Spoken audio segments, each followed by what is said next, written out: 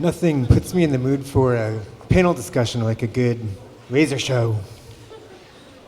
Maybe I should take my shirt off and dance up here for a while people are getting seated.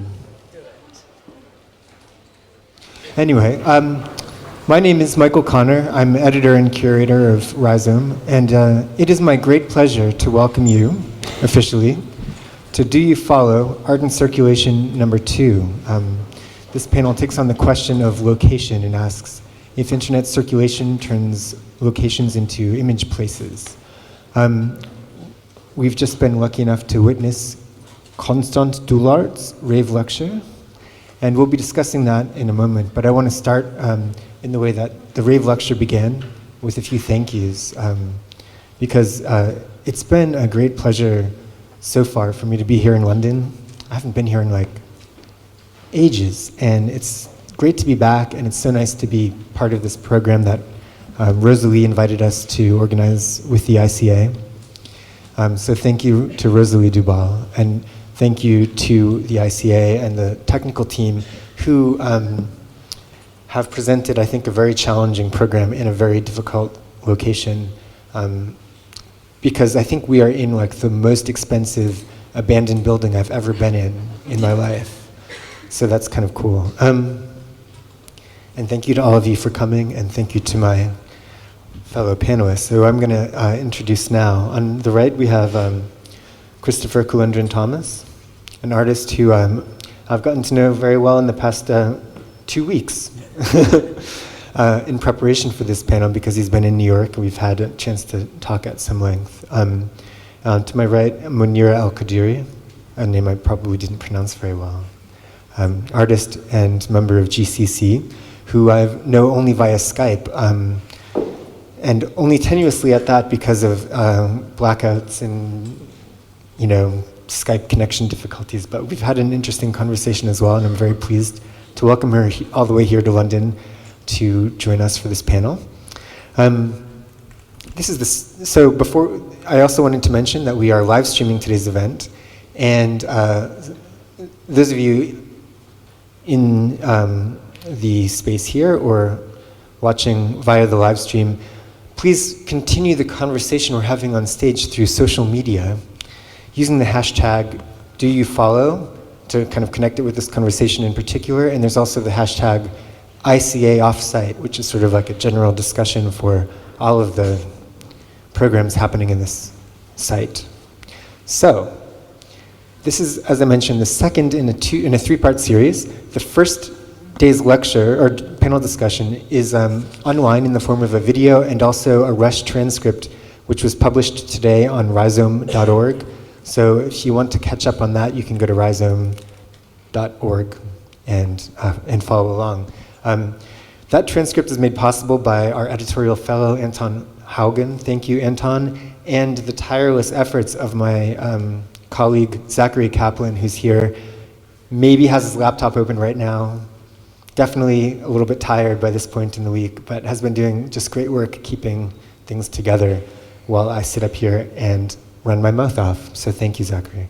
One of the ideas that came up in Constant's rave lecture was an experience that he had, I think, as a European man visiting the BRIC countries, as he calls them, Brazil, Russia, India, and China.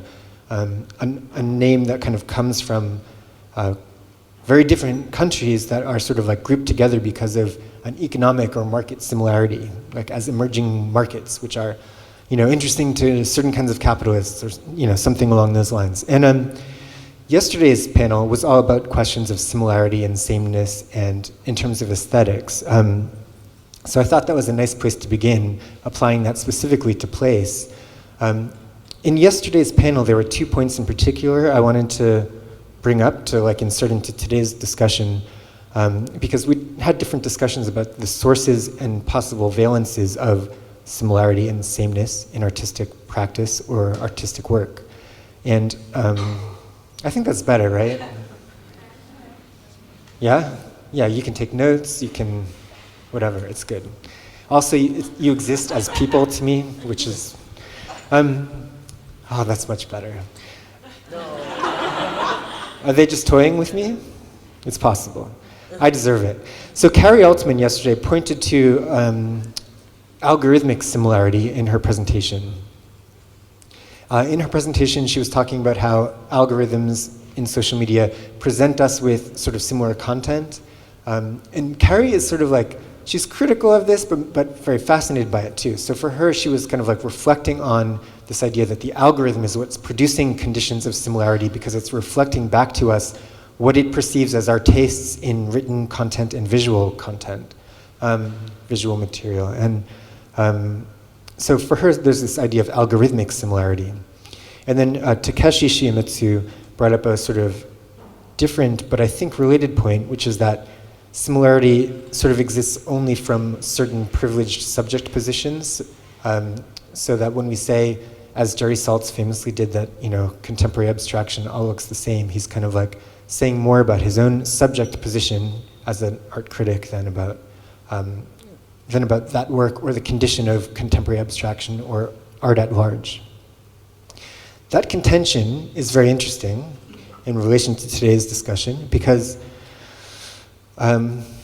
Takeshi is sort of implying that the more general idea that aesthetic judgment, when we make an aesthetic judgment, when we talk about a work, it says more about ourselves as the judge or critic than it does about the work. And this is actually something which has been borne out by certain empirical research. It's not really my background, but there was a sort of interesting 1962 study that I spent some time looking at before this panel, which measured the idea of whether it's possible to kind of quantify artistic evaluation, particularly for an education context. Because you guys, many of you probably went to art school, you end up with some terrible professor, and the evaluation process is really this weird psychosexual sort of thing you've got with your professor more than it has anything to do with your own practice. That's just the way that school works, right? So in the 60s, because as cybernetic theory was becoming applied to different contexts like education, they were thinking about whether something like artistic evaluation could be made somehow more systematic. And the conclusion was that it could not, that really any, the set of criteria you offer, even if you are very specific with them, the judge, the critic, the teacher, the evaluator, the audience member, then only is interpreting those criteria in a way that reflects their own temporary subject position. So it's kind of an interesting point, which begs the question of whether the content of an image sort of means anything at all or something, if we're just judging them all according to our own interpretation of the criteria at hand. So this points to the question of how do we analyze images in general, and in particular, in relation to this panel, how do we analyze images as they move through a circulatory system? How do we, for artists, how do we make images that have different kinds of effects, knowing that those effects are determined so much by the sort of modes of distribution and by the audience? Do we think about the effect that the image has instead of its content? Do we think about the image as a way of identifying subject positions so that we can reevaluate them and expand or contest those? Or do we need to think on a more infrastructural level about the circulatory system that the image moves through? So those are the general questions that are kind of at play moving across the panels. In the context of today, we're talking specifically about location. And I think that location in the contemporary context doesn't just mean a physical place, but also a location in a network, access to specific kinds of cultural interfaces and technical infrastructures that determine, many sociocultural things about one. I forgot to mention, as part of my introduction, that Renzo Martins, unfortunately, is unable to join us for very good reasons relating to the birth of his child, or impending birth, potentially. But Renzo sends his apologies, and we're all sending him our very best wishes as he embarks on a different journey. But he will be speaking in London on December 12th, so at the ICA, so people will have a chance to connect up the conversations that way. All right, so I believe it's Christopher up first to take things away. Thank you, Michael.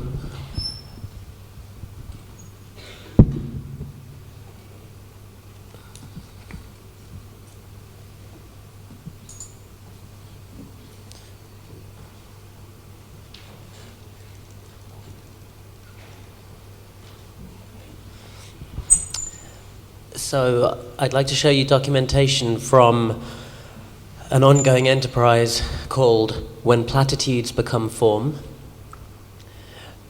through which I have been purchasing artworks by some of Sri Lanka's foremost young contemporary artists, and then reconfiguring their work for international circulation by recontextualizing their work as materials in my compositions, or kind of reframing their work.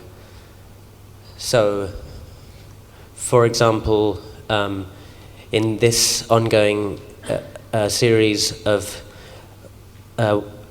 works based on Prageeth Manohansa's drawings, I have purchased these drawings from his commercial gallery in Colombo, Sri Lanka, and then reframed them on stretched Nike t-shirts with acrylic frames. I don't have any direct contact with the artists whose work I purchased for this. I deal only with the commercial galleries that represent them. So Prageeth Manohansa, for example, is the same age as me, and he's represented by a gallery called Saskia Fernando in Colombo.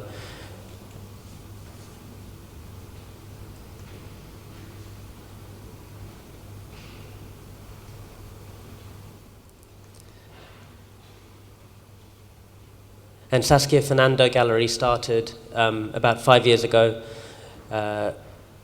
as the first full-time professional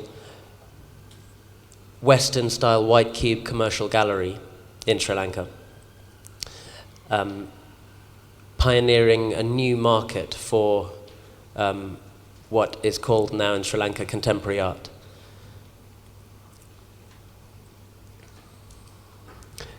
So this is a 4-screen video work which is based on a sculpture that I purchased in Colombo, and this video kind of has some, I guess, historical, well, it provides some historical context in the content of the video for, well, I suppose the provenance of the materials that I'm using. So the Sri Lankan Civil War ended in 2009 in really the most brutal way that I could have imagined. And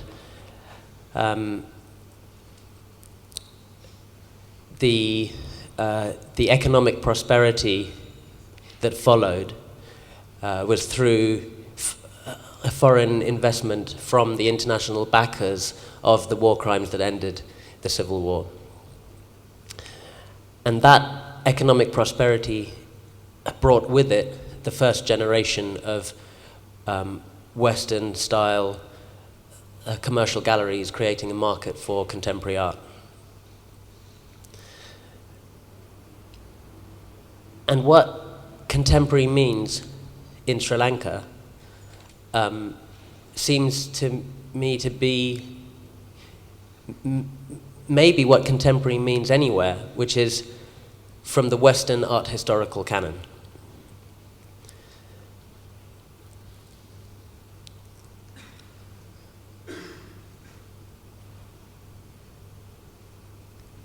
So the artists whose work I purchase have all, well, they're all becoming successful in that new contemporary art boom in Sri Lanka.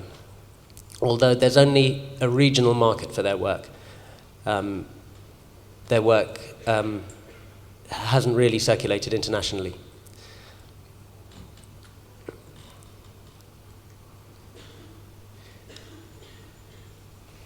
So my own investment in this history is somewhat from a distance, in that I was born in London after my parents fled the beginnings of the civil war in Sri Lanka.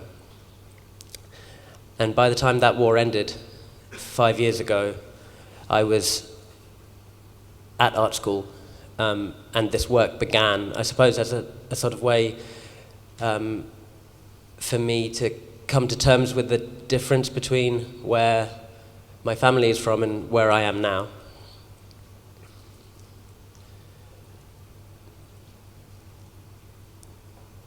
But I suppose I wanted to find a way of doing that without kind of putting all of these cultural references or source materials on a kind of projected platform of theoretical equality, which is, I think, something that contemporary art is generally very good at. I mean, rather, I'm kind of interested in I suppose, the structural asymmetry between the materials I'm using. And when I say materials, the artists whose work I purchase is listed, is cited in the materials list of my work. The artists? The artists, the title of their work, and the details of its purchase, as well as all the other materials I use. So this is a series made with an artist called Pramith Gikiyanaga's paintings, and also clothing from Abercrombie and Fitch, which, along with Nike, have expanded their production in Sri Lanka following the end of the civil war there, or following those war crimes. And I'm kind of interested in the trajectory of this work now, in that the more that my work is taken up, the more I'm purchasing of, for example, Pramith Gikiyanaga's or Prageeth Manahansa's or any of the other artists whose work I use. And so, at this rate, there seems to be a chance that some of these artists could become some of their gallery's biggest selling artists, but not at all on their own terms, only through my reformatting of their work. So I'm thinking that the more that this work goes, the more it seems to be intensifying perhaps the structural asymmetry between its materials. And something that has, I suppose, another kind of like potential structural intervention that has emerged out of this work is something that I'm prototyping now with my collaborators, including the curator Helen Kaplinsky and Sam and Rajitha Prathapan, who are Sri Lankan Tamil TV personalities. And we're developing a platform based on the Brazilian theatre activist Augusto Boal's methodology for community-organized improvisation called forum theatre. But we're developing with Tamil communities that have fled Sri Lanka following the civil war. We're developing a way of doing that kind of methodology in a geographically dispersed way. And I suppose we're kind of interested in how nationhood can be networked when it's stripped of physical territory. And some of the workshops that this involves have been like extremely kind of like emotionally intense experiences, I suppose, for me. But I'm realizing, actually talking with Michael about this dimension of the work over the last few weeks, I'm kind of realizing that that affect or I suppose affective experience becomes part of the sort of fuel or part of the materiality of this system. And in this case, the Forum Theatre platform is provided resources by the gallery-cited work, but then also what unfolds through these improvisation processes are also recouped in the video work that's exhibited in galleries. And yeah, so I'm kind of realizing that, like, well, I don't know. I've been So is there an element of appropriation in the form theater work as well? Would you say, like, or is it's more like because you're doing this project, which is form theater was meant for like the community as a tool for like facilitating conversation among a community, right? But then you're presenting it to like an outside audience that's not part of that community. So, I mean, there's like an antagonism in when platitudes become a forum project, but I'm curious about, it's like a performance of your distance again, maybe, or the performance of the asymmetry. Yeah, but I also think that's how networks like social media, for example, work, in that we could understand networks as, I suppose, sites of intersection between human and non-human materiality. And there's a sort of flow of affective experience through this system. Yeah, one of the things you mentioned to me in our discussions prior to the panel was that you were arguing that focusing on images was wrong because the image is only the human readable aspect of the network. But maybe that's a good point to move over to Monira. Do you have other work? Or I think I was going to say a few words about algorithms, but we can talk about that in the discussion. Let's do that in the discussion. All right, Monira. Can you give us like a really good pronunciation of your name? Monira El-Kadiri. Oh, that's okay. I did fine. Yes, you did.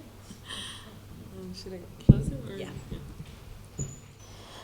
So my name is Monira El-Kadiri. I'm a visual artist from Kuwait, and I'm going to speak about my work in relation to image place, or place as image, and how the internet had helped me reconstruct places of memory and new visions of a dystopian future, which is especially prevalent in the work of GCC, the artist collective I'm a part of. So I'm going to start with the real internet, which is television. So Werner Herzog came to Kuwait in 1991, where he shot his docu-fiction film, Lessons of Darkness, in which he used images of the war and destruction in Kuwait, especially images of the burning oil fields, and kind of narrates a science fiction story on top of them that includes Christian biblical texts and the Wagner soundtrack. So when I was a child and I watched this on VHS, I hated this film so much.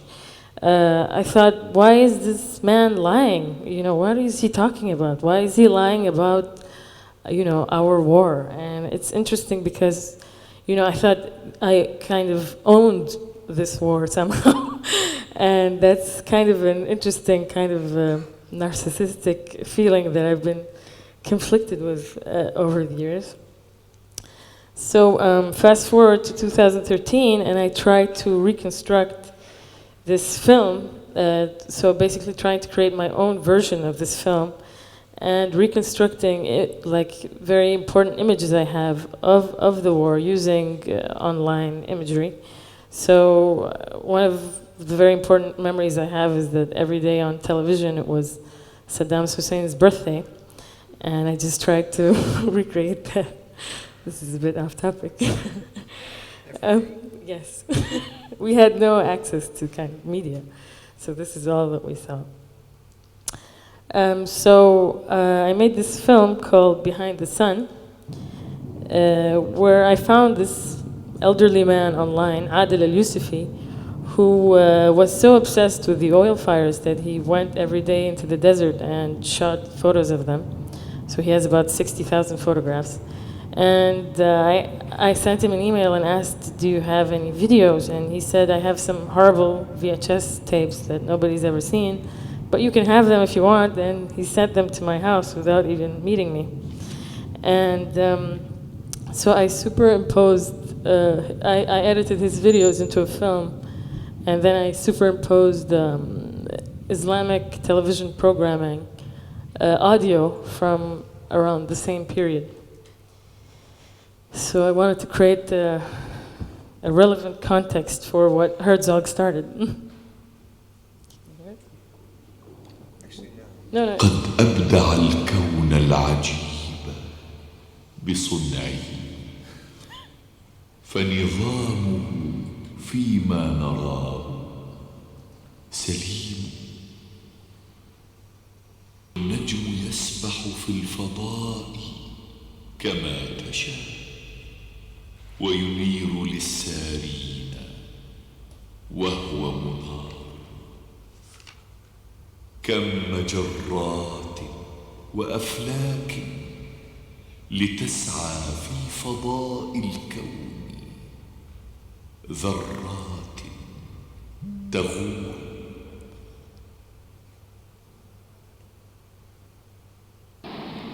والنهر أطلق ماءه يروي الثرى فإذا النبات بساقه عملاق.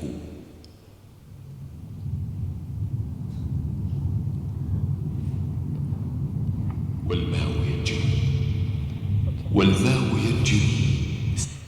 So you get the idea. It was really trying to reclaim what this man started and and really like trying to create a sense of proximity to this event in the way that I felt it or I experienced it. So, you know, this guy is shooting the fire right in front of his face rather than being in this helicopter and in this lofty kind of God perspective.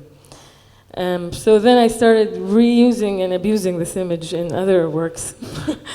This is a series I created for Ibraz called Mythbusters, in which, and it's actually a visualization of research conducted by a friend, Alexandre Kazaroni, that traced the mega museum construction rush in the Gulf to actually the war in Kuwait, because this was a war that destroyed any lingering notions of Arabism or Pan-Arabism or, you know, Arab unity, and the Gulf governments had to hire a foreign army to liberate Kuwait.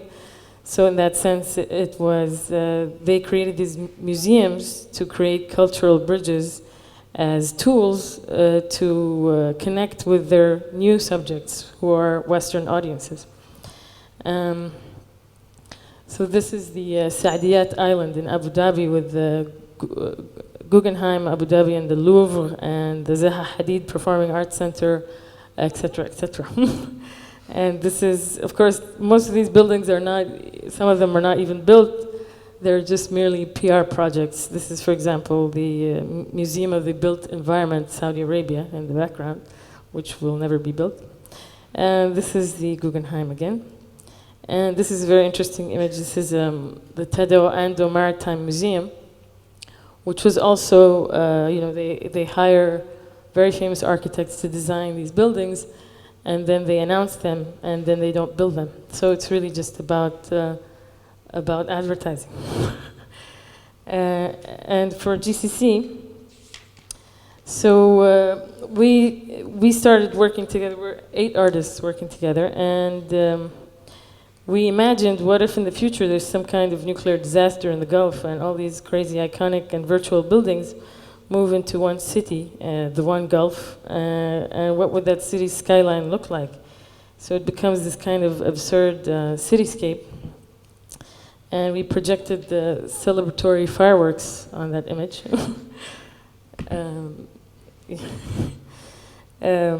Yeah, and this was actually 30-meter wallpaper in the Ferdinand Museum in Kassel. So we're really trying to emulate what the government narrative is in our work, and maybe try to accelerate that in the hope that someday they will reach a terminus. And as GCC, sometimes we get criticized for not mentioning the labor issue that goes into, for example, these buildings, or in Gulf life in general. And what we're trying to do is highlight, you know, the official narrative in which labor is erased. But also sometimes it slips out accidentally. And this is also something we try to show in our work, where, for example, accidentally the worker pressing the camera button appears in the center of the image, and he takes over the whole view. Also, another work I have is called Soap, where I superimposed domestic workers inside soap operas on television. So it was disturbing for me that in these spaces of popular culture, even in these spaces, workers are erased completely, creating a surreal, unreal space. So I just made this small intervention of putting back the real inside this imaginary space. So I'll just show you a clip of that and finish. رقصونا في بيتي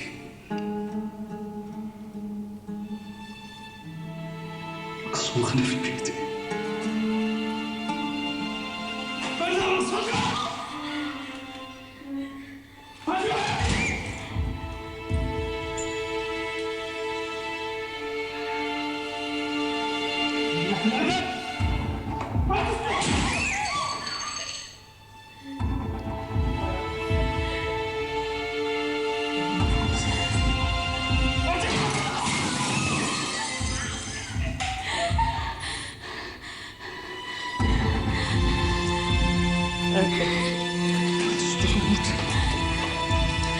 قليلات الأدب قليلات الأدب. I'm gonna stop there. Okay.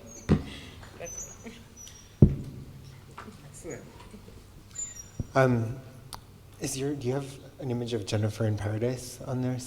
Is it the next?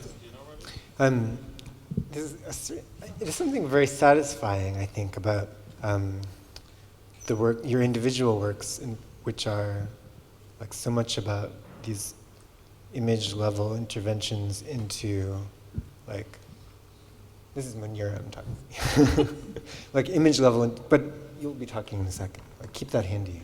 But like manipulating images in ways that like rewrite the sort of, I guess, ways in which they like replicate these power imbalances, like Werner Herzog coming and like being the German that kind of appropriates the local context,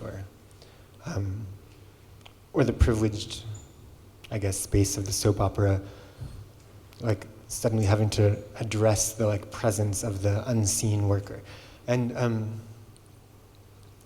I think we need to like somehow like find a way to like address the shared experience we all just had of Constance's rave lecture, which is like in this like panel, like Constant is kind of the Werner Herzog figure in a way.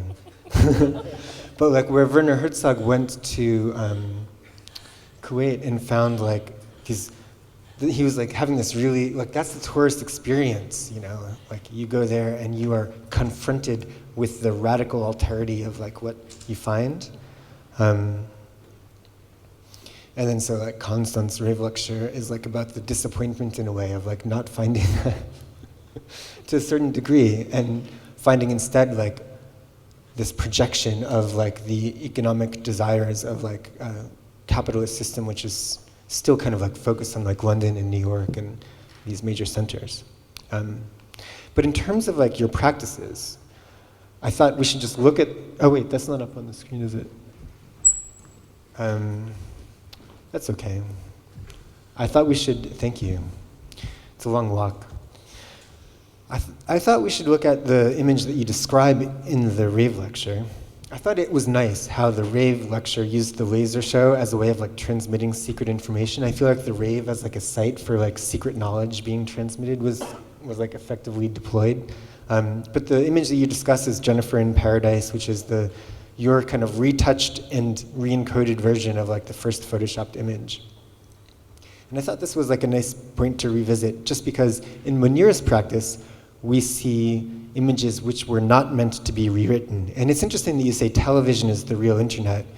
I think in a way that is like one of the reflections of the ways in which like cultural interfaces in different sites are still like not the same. Like the television might still be like the main point of access for many people to like media imagery. So your images were not meant to be rewritten, and you rewrote them. But this is like an image that like was like meant to be rewritten and meant to like have no meaning or something, right? Like it was meant to have zero content and just be like a tool for others to like project their own like fantasy of being in Bora Bora or something on it. But then like when you look at it as an image, it starts to be like sort of a little bit like sinister in the context of a panel like this, where there's this like white woman with her back on the like island people looking out at sea, and this, I don't know.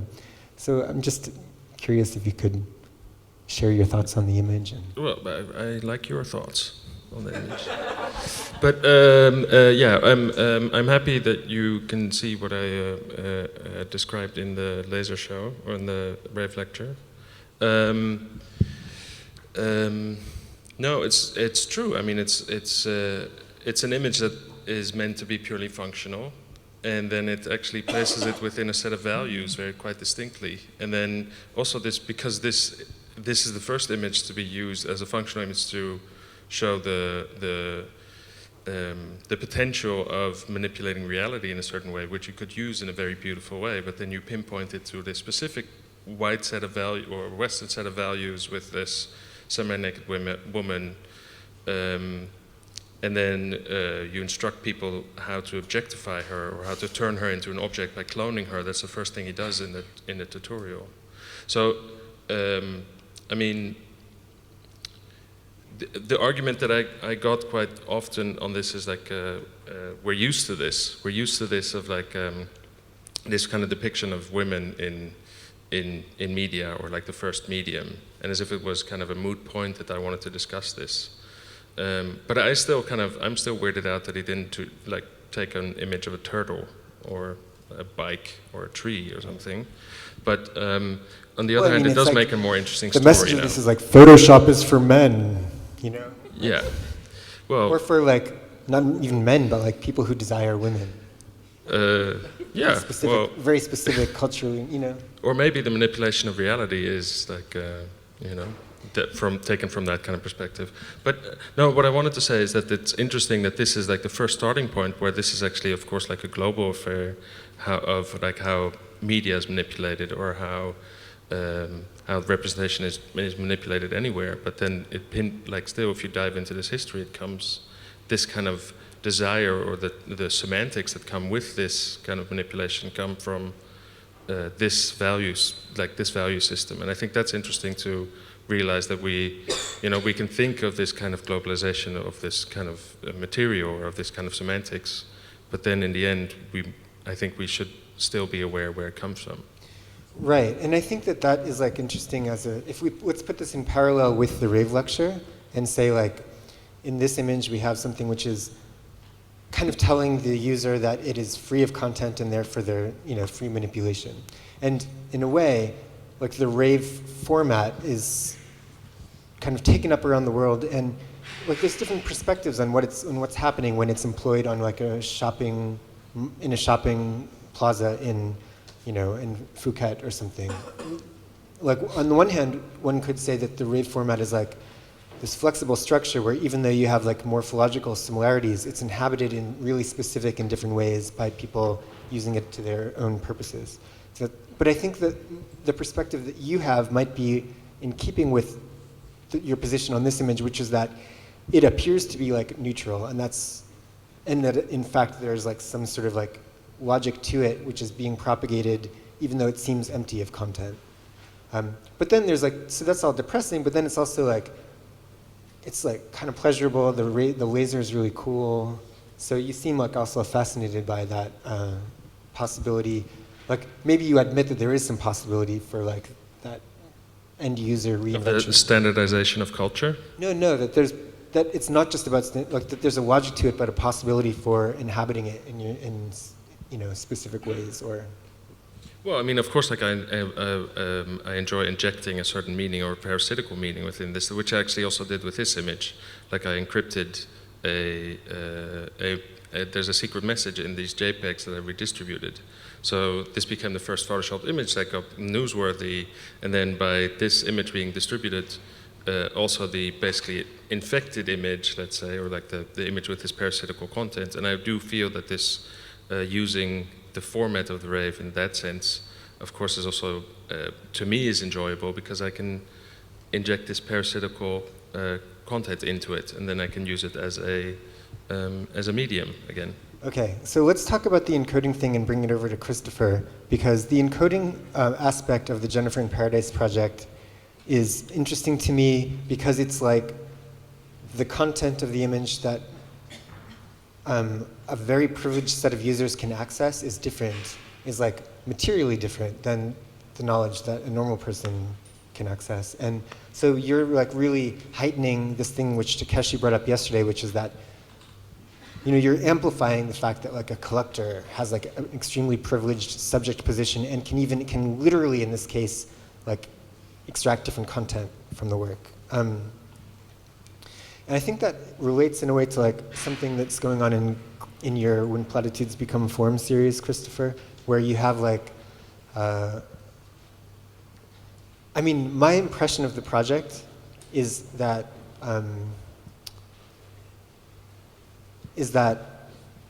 the Contemporary Art Gallery of Sri Lanka plays a role similar to the like high street rave music, in that it is a place where a sort of cultural form is taken up, but like maybe not in the most sophisticated way, in terms of like a Western person's perspective or something, and that you are addressing that like privileged subject position by like forming like bridging this like imbalance between the two, but you're also feeling, you're like amplifying that distance or something in the same way that Constant is amplifying a certain distance.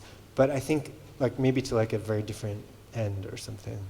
Although I'm not sure that that what is happening in Sri Lanka, sort of culturally, politically, economically, I'm not sure if it is unsophisticated.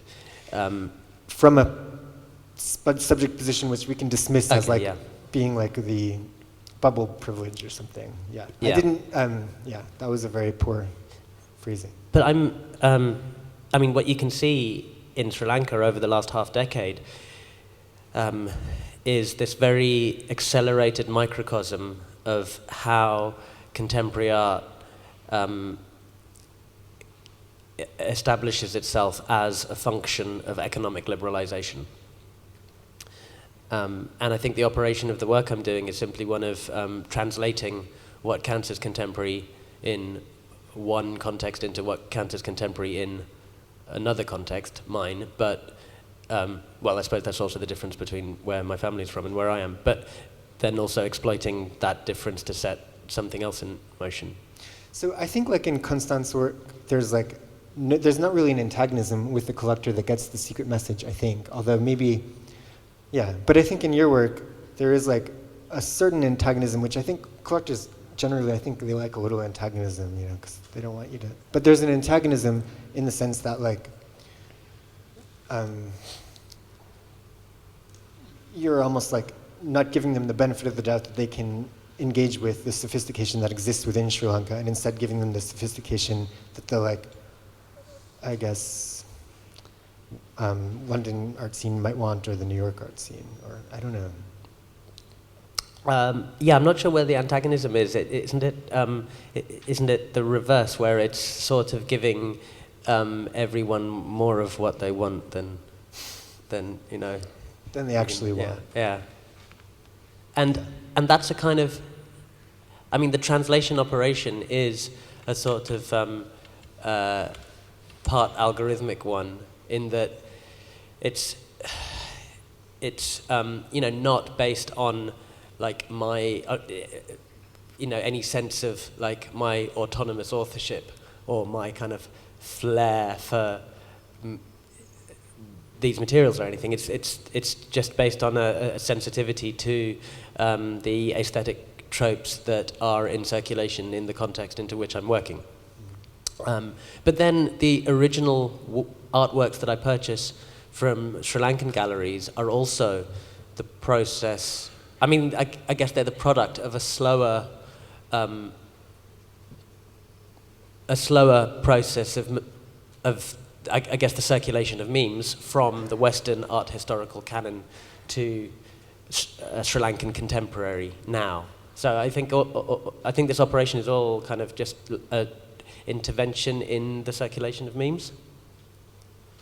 Monira, I wanted to ask about, in terms of like thinking of work as like interventions in circulation, whether GCC is like such an obvious intervention in the contemporary circulatory system as well, in the sense that it's like, it almost feels designed to satisfy like a certain desire of like, like European and New York-based curators or something, and to like give them more of what they want. And that's kind of like an interesting point of acceleration too. But do you think of like the video interventions as like having a specific audience in that way, or is it, because it feels more personal, those works, and they're individual works instead of group projects. So. Yeah, the videos are just my attempt to rectify kind of reality and intervene into it and recreate it in the way that I want to see it. So I wanted to see Herzog's film that way rather than, or I wanted to. Well, I didn't know that I wanted to see it that way, but I realized that I did also. Or I wanted to see the soap opera that way, and it's really just for me more than anything. But GCC, I think, is very much a performance. Yeah, it is a performance, but it is not just directed at Western audiences. It's very much directed at local audiences as well.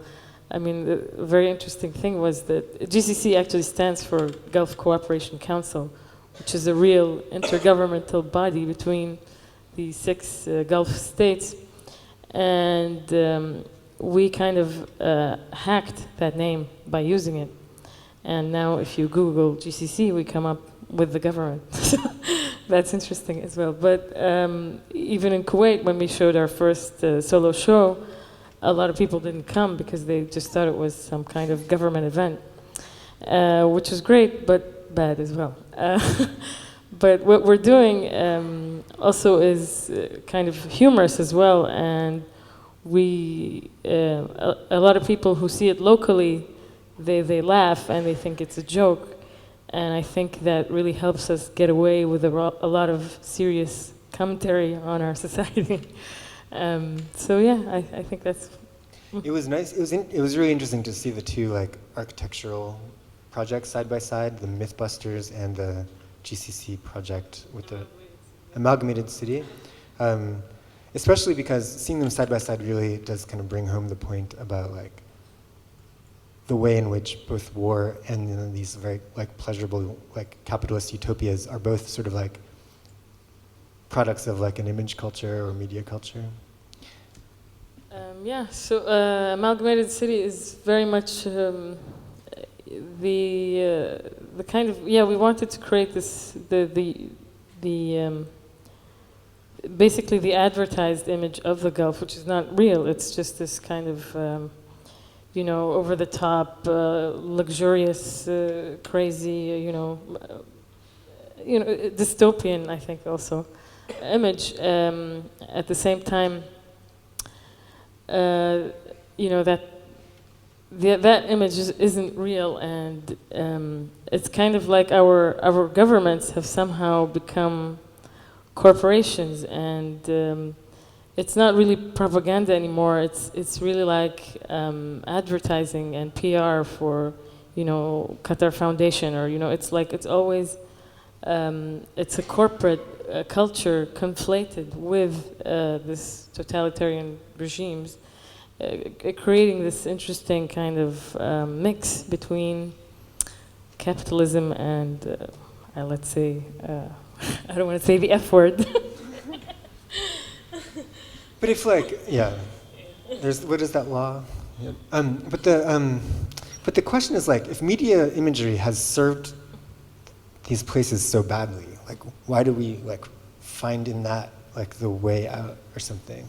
Is like, I don't know.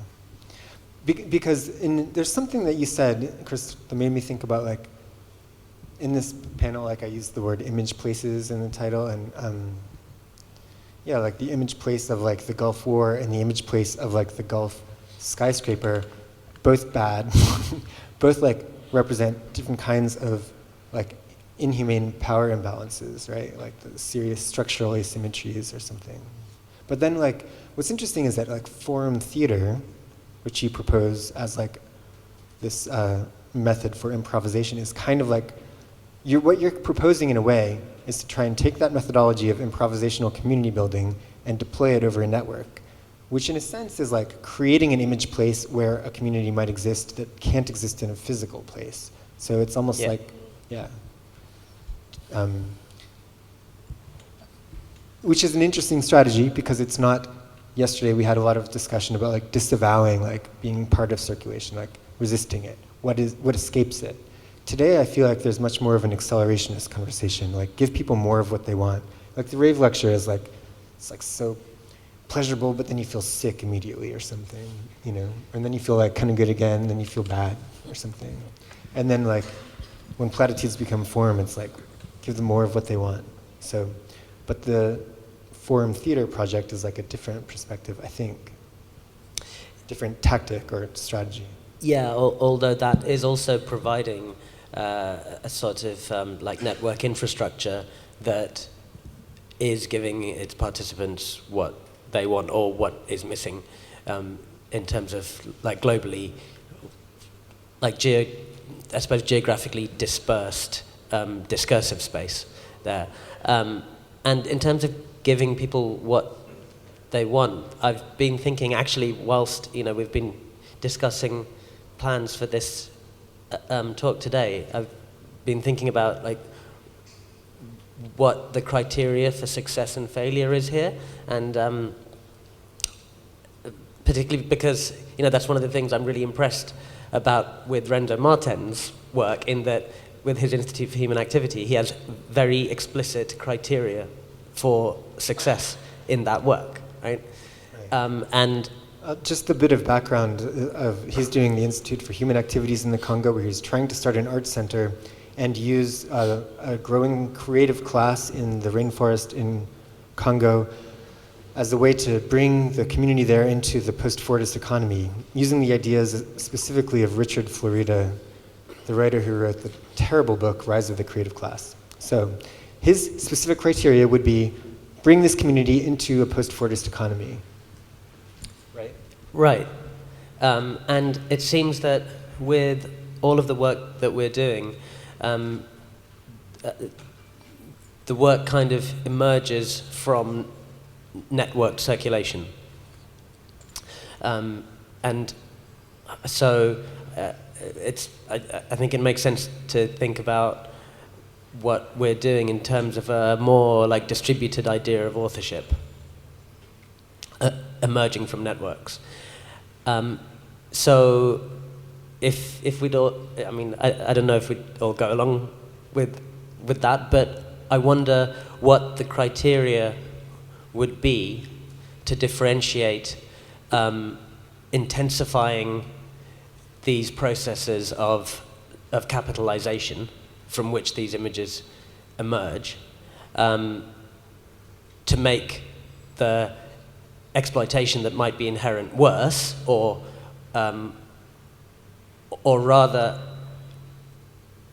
intensifying these processes to redirect them. What's the... Like, how can you tell? Yeah, how can you tell, and what's the criteria for repeating the error or making a bad thing worse, or redirecting it or transforming it? Or is that even the political horizon of this? Any questions from the audience? I mean, I think this is a sort of unanswerable point, right? Like, that it's very difficult to know when those criteria have been met. Like, maybe the goal is to like address the ways in which circulation of images of many kinds replicate power imbalances and structural asymmetry. Maybe that's the goal.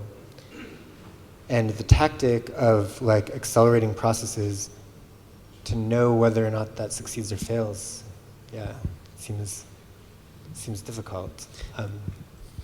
And I think that maybe that's like one of the reasons why people are worrying a lot about accelerationism right now, which is that it's really hard to know. And it's much easier, I think, to like withdraw from those networks and create like local spaces that resist in a very microcosmic fashion. I think what's interesting, again, about, just to bring in Renzo one more time, it's like a very local project. It's not about resisting, but about joining. And like, the politics of it seems so wrong in a way, and it's going to be very interesting to kind of track that, maybe not yet, but over the coming years as it develops, as like that seems to be like a particularly powerful test case for the strategy of accelerationism at all. Even if maybe he doesn't even describe it in those terms, but certainly, yeah. But we should actually try and like think about an audience question, even though I think there is still an audience out there. I can't see you. Do we have any hands from the? Or if I do this, we've got one. I think my question is a really obvious question, and it's a question to Chris. Do you have hello, I'm over here. Hi. Hi. Do you have any exchange, conversation with the artists whose work you're using? No, not at all, and I've been really careful to avoid that and only deal with the commercial galleries that represent those artists. And I think it's really important that I avoid that, because if the work that I'm doing starts to become informed by the artist's intentions for their work and so on, then I think it will become increasingly difficult to avoid the appearance even of cultural exchange. And there are plenty of governmental and non-governmental institutions doing cultural exchange to paper over the underlying structuring of imperial power anyway. So I don't have any contact with the artists. I think of your work sort of in like a bit of a Santiago Sierra kind of vein in certain ways. So I used the word antagonism earlier, but yeah, you said you were making visible structural asymmetries at a certain point, and yeah, I'm not sure if it's the making visible that is the thing that I'm most interested in with this. I think that's why I'm not referring to aesthetics. I'm using the actual things and trading them in their actual networks and so on. It's kind of like with live ammo, as it were, as opposed to with as opposed to signifying things. And I'm kind of more interested in what it actually does than what it can add up to conceptually, I think. But also we were talking in discussion about like criteria for success, and I was thinking that what failure would look like for me in this work is probably a lot like what success would look like for a lot of artists, in that if this work was if this work continues to be sort of institutionalized and marketized unproblematically, so that the platforms through which that happens are left unchanged, then I think that's what failure would look like. And that's the trouble with accelerating existing platforms, because you assume the parameters of those platforms. So maybe success would look like that happening, that take-up happening in a way that can unravel or transform the platforms themselves. I question the criteria of total success or total failure that sort of implies, because I think there's maybe things that might be partial success that might not lead to the, anyway. Does someone want to ask a question about algorithms that will allow Chris to say what he was thinking before about algorithms, and I kind of shut him down, and I feel bad, but I also feel bad because you guys need to have a chance to ask questions. So the perfect scenario now would be a question from you, but about exactly what I want to talk about. I would love to ask Chris about algorithms. What do you think about algorithms? That was Rosie. You need a microphone, probably. Well, maybe we can talk about GCC in terms of algorithms. And we've been talking about giving everyone what they want. And when I first started really getting into what GCC is doing is when I was thinking about how diplomacy works, which isn't about singular authorship. It isn't about autonomous leadership. It's about sort of bringing together what is required by all the stakeholders that might be involved in any diplomatic process, and GCC seems to kind of emerge as an artist in order to meet the desires of people like me who want to have panel discussions like this. Right, and it's sort of emerges. I'm really the Werner Herzog here, actually, Constant. I was lying. It wasn't you. I mean, I think we're all working in that kind of way, where the work sort of emerges from the demands of flows of capital. And yeah. Could I actually just ask you something? What is it? Just very simple question, maybe. What is do you know if there's like an effect on the value of the works that you're acquiring?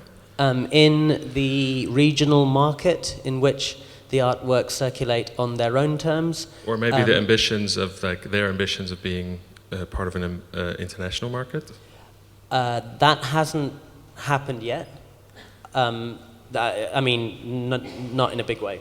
The market for those artists whose work I'm purchasing is mostly regional, and it comes from the new economic prosperity in post-war Sri Lanka. Yeah, so it's almost like you need it to be regional, because if it wouldn't be regional anymore, it would like surpass then this work wouldn't be necessary to do anymore. Oh, it would be great if this work wasn't necessary to do anymore, because that would mean that a lot of structural asymmetries would have been resolved. Did you actually say anything about algorithms and I missed it, or? I didn't really, did I? It's okay. Yeah. Any other questions? Last question. Carrie. Hello. Hi, Carrie. Hello. I just have a question. You had mentioned something about trying to respond to algorithmic demand, and that it wasn't a result of your own knack for putting things together.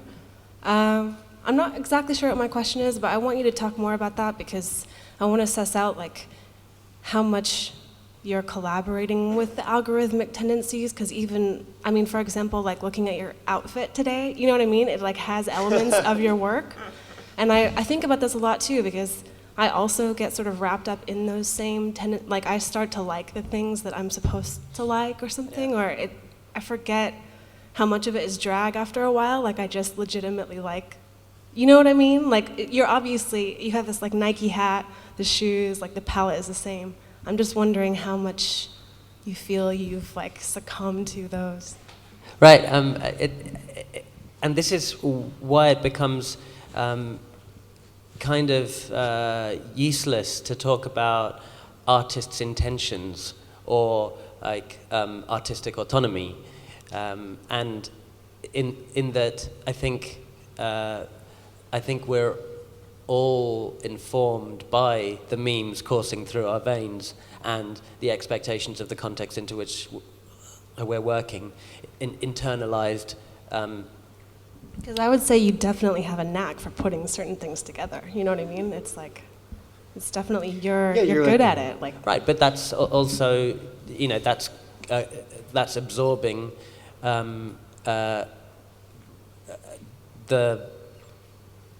the recurring tropes that are in circulation also, right? That's what knack means, isn't it? But what do you think there's a ratio, 50-50 or something? How much is you, how much is Don't know how to work we that out. We would have Carrie. to continue this one over drinks.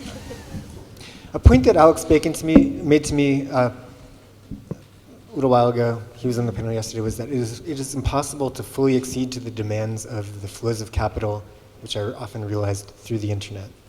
It's an interesting question. If that's true, is it possible to create that contradictory position that fully exceeds, that then leads to those points at which there are ruptures or moments where capitalism is confronted with its own contradictions inherent to it? But we will have to leave those as open questions. And it's been very enjoyable having all of you up here with me. I want to say a big thank you to you and to all of you for staying through this very interesting journey we've been on together. And we'll be publishing the transcript tomorrow, and you can also join us again at 3:30 here for our discussion about bodies, the third and final in this series. Thank you so much.